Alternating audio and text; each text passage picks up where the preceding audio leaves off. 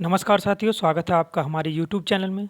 देखिए, आज हम आपको लाभ हानि के बहुत ही महत्वपूर्ण प्रश्न जो वस्तुओं से रिलेटेड और एग्जाम में बार-बार पूछे जाते हैं, उनको कराएँगे। तो देखिए, कॉन्सेप्ट को ध्यान से समझना। क्वेश्चन में लिखा है 12 वस्तुओं का विक्रय मूल्य 15 वस्तुओं की लागत मूल्य के बराबर है, तब उसका लाभ का प्रतिशत। देखिए, अगर एज ए स्टूडेंट मैं अगर इस सवाल को सॉल्व करूं, तो देखिए मैं किस तरह से इस सवाल को सॉल्व करूंगा। मुझे केवल प्रॉफिट का परसेंटेज चाहिए। मुझे क्या चाहिए? प्रॉफिट का परसेंटेज।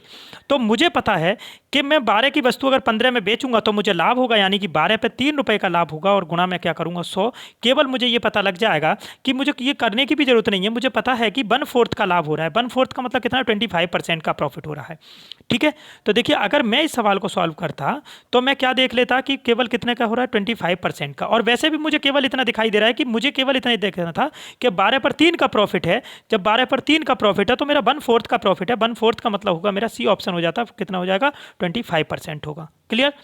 अब देखिए, अब मैं आपको समझाऊंगा देखिए सवालों को कैसे करना है। लेकिन देखिए, एग्जाम में अगर आप बैठे हो तो एग्जाम में आपका तरीका यही रहना चाहिए करने का, तब आप पूरा क्वेश्चन पेपर पर अटेम्प्ट कर सकते हो। वरना यही कंडीशन रहती है कि क्वेश्चन पेपर अटेम्प्ट नहीं कर पाते स्टूडेंट।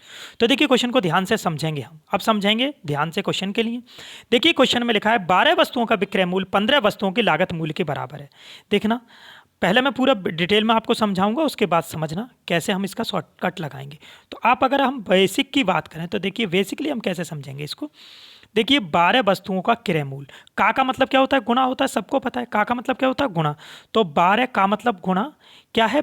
विक्रय मूल्य। विक्रय मूल्य का मतलब है सेलिंग प्राइस। मैं लिख दे रहा हूं, 12 वस्तुओं का सेलिंग प्राइस बराबर है किसके? 15 वस्तुओं के लागत के। मैं लिख दे रहा हूं इनको क्रय मूल्य, यानी कि सीपी। क्लियर? तो 12 वस्तुओं का जो विक्रय मूल्य है वो 15 वस्तुओं के क्रय मूल्य के बराबर है। अब मैं क्या करूंगा, ये देखिए, सीपी और एसपी को एक तरफ करता हूं, यानी कि एसपी बटे, ये इधर गुणा में इधर आएगा तो भाग में जाएगा, सीपी बराबर 15 बटे ये 12 कहाँ जाएगा? नीचे चला जाएगा।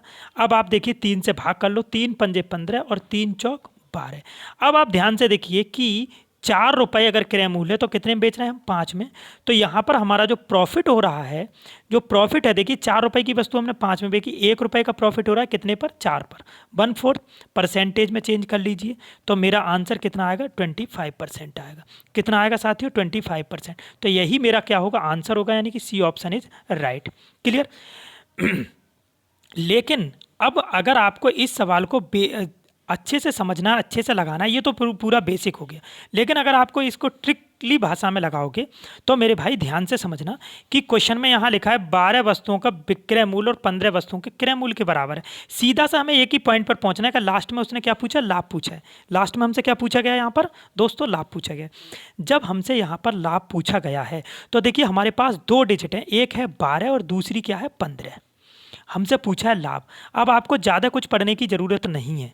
आप केवल ये देखिए, हमसे लाभ पूछा गया है तो ये 2 डिजिट दे रखी हैं उसने, एक 12 और एक 15। अभी आप भूल जाओ कि ये वस्तु हैं। एक 12 रुपये है और एक क्या है? 15 है। इनमें एक सेलिंग प्राइस और एक क्या है? कॉस्ट प्राइस है। एक क्रय मूल्य और एक विक्रय मूल्य। तो अब आप बताइए कि प्रॉफिट जब होगा तो 12 की वस्तु हम 15 में बेचेंगे तो प्रॉफिट होगा, या 15 की वस्तु 12 में बेचेंगे? तो भाई सबको पता है कि 12 की वस्तु 15 में बेचेंगे तो प्रॉफिट होगा। और हमें पता है कि लाभ का जो परसेंटेज होता है, तो लाभ या फॉर्मूला क्या होगा हमारा? भाई लाभ परसेंट या हानि परसेंट। लाभ या हानि ऊपर लिखेंगे, लाभ या हानि कहाँ लिखेंगे? ऊपर। और बटे में क्या लिखते हैं? क्रय। और गुणा में क्या जाएगा हमारा? 100 जाएगा। क्लियर? तो अब आप ध्यान से समझना, प्रॉफिट का परसेंटेज, यानी कि 12 रुपए की वस्तु जब 15 में बेच रहे हैं हम तो 3 का लाभ है, और गुणा हम क्या करेंगे? 100। तो यही हमारा क्या हो जाएगा? देखिए, भाग करोगे तो 25, यानी कि आंसर मेरा कितना होगा? 25%। क्लियर?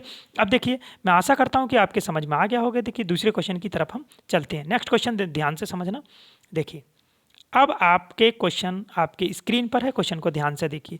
क्वेश्चन में लिखा है 400 नींबुओं का लागत मूल्य 320 नींबुओं के विक्रय मूल्य के बराबर है, तो लाभ प्रतिशत। हमें केवल लाभ प्रतिशत देखना है। तो मेरे भाई, अब मेरे पास 2 डिजिट हैं। कितनी है? एक 400 है और दूसरी मेरे पास कितनी है? 320 है। हमसे प्रॉफिट का परसेंटेज पूछा है। तो अब 400 की वस्तु 320 में बेचोगे तो लाभ होगा, या 320 की 400 में? तो मुझे पता है 320 की 400 में बेचूंगा तो लाभ होगा। तो ये 320 क्या हो जाएगा? मेरा क्रय मूल्य हो जाएगा। क्या हो जाएगा? 320। देखिए, 320 मेरा क्या होगा? ये क्रय मूल्य होगा। क्लियर? तो 320 में क्रय मूल्य को नीचे रखूंगा, और कितने का प्रॉफिट हो रहा है? 80 रुपए का, क्योंकि 400 में बेचा है तो 80 का, और गुणा मेरा क्या होगा? 100 होगा। बात समझ में आ गई? 0 से 0, 8 चौक 32 और इसका भी आंसर कितना है? 25 हो जाएगा। तो ये आंसर हमारा क्या होगा? बी ऑप्शन होगा। अब देखिए, अगर आप समझ में आ गया हो तो हमें कुछ नहीं करना था, हमें केवल इतना देखना था कि 400 की वैल्यू, 400 की चीज़ 320 में 80 का प्रॉफिट है। कितने का? 80 का। तो 400 का 80 कितना है? 1/4 है। कितना है? 1/4। 1/4 फ्रैक्शन वैल्यू है, परसेंटेज में चेंज करोगे 25 होगा, लिखने की जरूरत ही नहीं थी। देखिए नेक्स्ट क्वेश्चन की तरफ चलेंगे हम। क्वेश्चन नंबर नेक्स्ट है हमारा, क्वेश्चन 3 है। तो अब आप इस क्वेश्चन को ध्यान से देखिए, सारे क्वेश्चन आए हुए हैं, ठीक है, सारे क्वेश्चन हमारे क्या हैं? एग्जाम में कहीं ना कहीं आए हुए क्वेश्चन हैं। तो देखिए 15 सेबों का क्रय मूल्य 25 सेबों के विक्रय मूल्य के बराबर है। इसमें हानि कहा है, उसने क्या कहा है हमसे? लॉस का परसेंटेज पूछा है। अब हमारे पास दो डिजिट हैं, एक 15 है और एक कितना है? 25 है। तो मेरे भाई आपको पता होना चाहिए कि जब हम 15 की वस्तु 25 में बेचेंगे तो हमारा प्रॉफिट लॉस होगा, या 25 की वस्तु 15 में बेचोगे तो लॉस होगा। तो अब आप ध्यान से देखो भाई, हानि हमसे कहा है, तो 15 की वस्तु आप क्या करोगे? 25 में बेचोगे तो लाभ हो जाएगा। ये तो कंडीशन खत्म हो जाएगी हमारी। कंडीशन क्या हो जाएगी हमारी? भाई ये तो नहीं होना चाहिए। तो अब आप ध्यान से समझना कि जब आप 25 की वस्तु 15 में बेचोगे तो हानि होगी। तो क्या करेंगे हम? 25 की वस्तु क्या करेंगे हम? बेचेंगे, तब हमारी क्या होगी? हानि होगी। तो मैं इसको इधर लिख लेता हूं, हानि का परसेंटेज। तो अब 25 रुपए की वस्तु थी, कितने की थी? 25 की। कितने में बेच दी मैंने? 15 में। तो 10 की हानि हो गई। कितने की हानि हो गई? 10 की। और गुणा मेरा क्या हो जाएगा? 100 हो जाएगा। देखिए वेस्ट तरीका तो ये होता है, कैलकुलेशन आपकी शार्प जितनी होगी उतना ही बेटर है।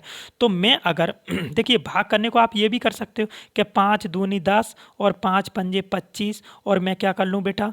200 में मैं 5 से भाग कर दूँ तो कितना हो जाएगा? 5 चौक 20, यानी कि 40%, यानी कि ए ऑप्शन हो जाएगा। क्लियर? आंसर हमारा क्या होगा? ए होगा। लेकिन अगर आप थोड़ा सा कैलकुलेशन को आसान बनाने की कोशिश करोगे तो मुझे पता है कि 25 रुपए की वस्तु जब मैंने 15 में बेची तो 10 रुपए की हानि हुई है। तो अब मुझे जब कहीं पर देखिए आंसर दशमलव में दिखाई दें तो ज़्यादा झमेले में पड़ने की जरूरत नहीं। कोशिश करो कि नीचे जीरो बना दें। अगर मैं यहाँ 4 से गुणा कर दूं और इधर भी मैं 4 से गुणा कर दूं तो मेरे नीचे 2 जीरो बन गए। जब 2 जीरो बन गए तो मेरे जीरो कट ही जाएंगे और ये कितना हो जाएगा? 40 हो जाता। कितना आंसर हो जाता मेरा? 40। बात समझ में आ गई? यानी कि ये आंसर हो जाएगा। और नहीं तो नहीं काटते तो आप क्या करते? 4000 हो जाता और 2 के बाद दशमलव लग जाता, तब भी हमारा कितना आता? 40 हो जाता। तो ये थे आज के हमारे महत्वपूर्ण प्रश्न। तो इसी तरह की अच्छी अच्छी ट्रिक्स देखने के लिए बने रहिए हमारे साथ और हमारे चैनल को सब्सक्राइब कीजिए, ज़्यादा से ज़्यादा दोस्तों के साथ शेयर कीजिए। धन्यवाद।